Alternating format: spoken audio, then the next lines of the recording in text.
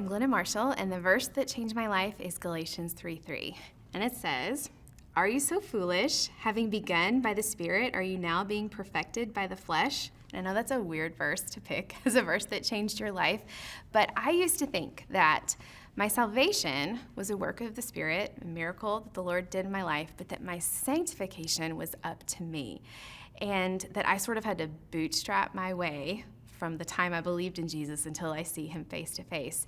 And I was studying the book of Galatians several years ago and came across this verse, and Paul is talking to believers who are trying to fuse good acts, obedience to the law, with faith in Jesus to form sort of a pseudo-Christianity, a false gospel, which he's clear to say is no gospel at all.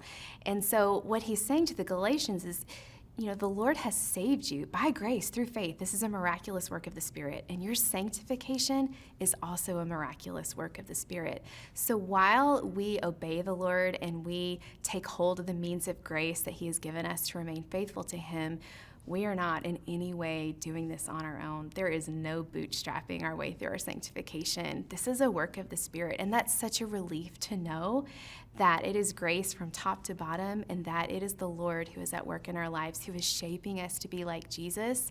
We're not walking the path of faithfulness by ourselves, and he who began a good work in us will bring it about to completion.